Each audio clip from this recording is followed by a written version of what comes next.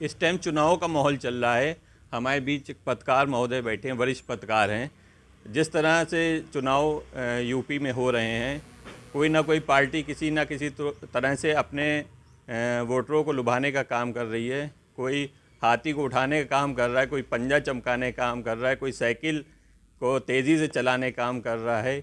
इसी बीच पत्रकार महोदय मौजूद हैं, आइए जानते हैं इनसे कि किस तरह का माहौल है चुनाव को देखते हुए। देखिए, मैं अजय कुमार वर्मा वरिष्ठ पत्रकार हूँ। लेकिन जो माहौल आज का बना हुआ है और राजनीतिक दलों ने जो स्थितियाँ प्रदेश में पैदा कर रखी हैं, उनमें कहीं न कहीं बहुत सारी कमियां हैं। कोई भी दल, हमको ये नहीं लगता है कि पूर्ण बहुमत से जीतेगा।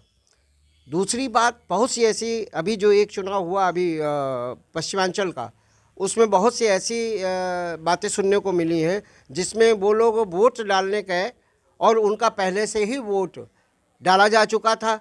यानी कि सिस्टम कहीं न कहीं अभी भी गड़बड़ है और इस सिस्टम में चुनाव आयोग की जिम्मेदारी बनती है कि इस तरीके की क्यों गलतियां हो जाती हैं कि बहुत से ऐसे लोग वोटिंग सेंटरों पर जब पहुंचते हैं अपना वोट डालने के लिए, तो वहां पर उन्हें ये पता चलता है कि आपका पहले ही वोट डाला जा चुका है।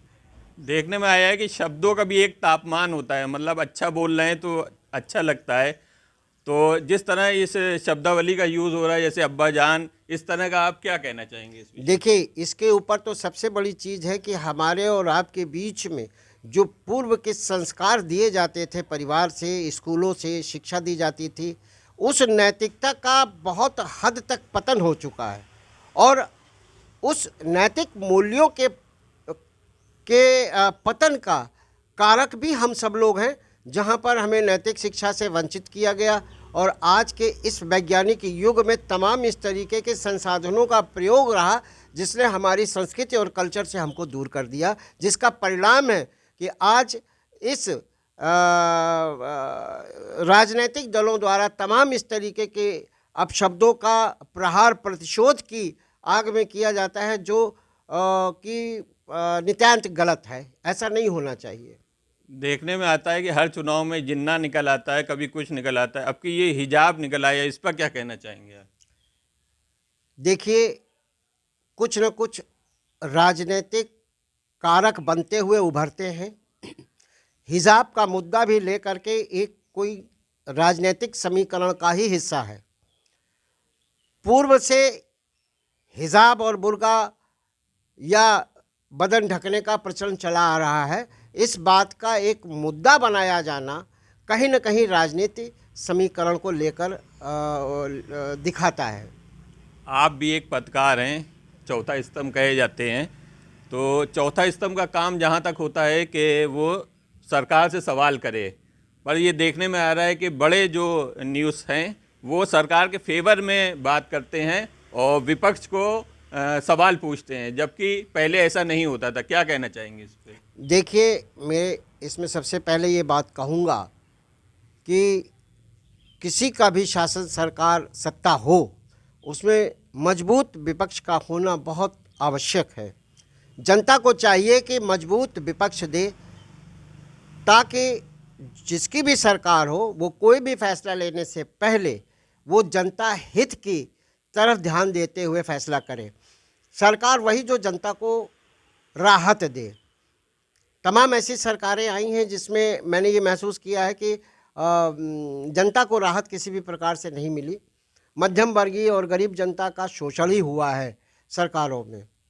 और जहाँ तक आपका प्रश्न है कि चौथा स्तंभ, तो मैं इस पर कुछ कहना नहीं चाहूँगा। जनता इस बात को अच्छी तरह समझती है। समय आने पर वो लोग उन्हें एहसास अवश्य दिलाएंगे कि चौथा स्तंभ की कर्तव्य परायणता और उनकी कर्तव्य निष्ठा क्या होती है और कितनी ईमानदारी से उन्हें अपने जॉब में सतर्क रहना चाहिए। देखा जा रहा है कि केंद्र में भी बीजेपी की सरकार थी और है, और राज्य में भी बीजेपी की सरकार है, फिर भी चुनाव के टाइम पे धार्मिक मुद्दे उठाना कहाँ तक सही है? विकास की क्यों नहीं बात करते हैं? देखिए, जनता भी अच्छी तरह इन बातों को अब समझ चुकी है। धर्म की राजनीति की आड़ में बहुत शोषण हुआ है जनता का। बहुत बार ऐसा प्रयास किया गया कि धर्म के नाम पर दंगे भड़का दिए जाएं, लेकिन ऐसा वो संभव नहीं हो सका। जनता ने अपनी समझदारी का परिचय देना शुरू कर दिया है और धर्म को लेकर के तो सभी लोग अपने अपने धर्मों के प्रति सजग हैं और अपने अपने प्रति को पूजा पाठ या जो भी है वो लोग करते चले आ रहे हैं। तो उसमें कोई ऐसा मुद्दा नहीं है कि धर्म को लेकर के कोई विशेष मुद्दा बनाया जाए। एक चरण का मतदान हो चुका है, दूसरे चरण का मतदान होना बाकी है, जिसमें राजधानी लखनऊ भी है। मतदाताओं को क्या मैसेज देना चाहेंगे, कितना अधिक से अधिक वोट डालें?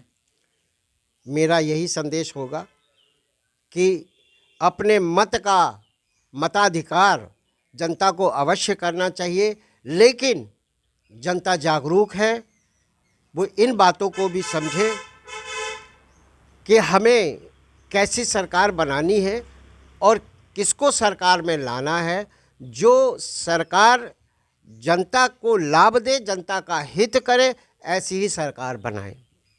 जो सरकार जनता को लाभ पहुंचाए और जनता की सेवा के लिए आगे आए, उसी को सरकार बनाना चाहिए, ऐसा कहना था वरिष्ठ पत्रकार का। मैं जमाल मिर्ज़ा, सज्जाद टाइम न्यूज़।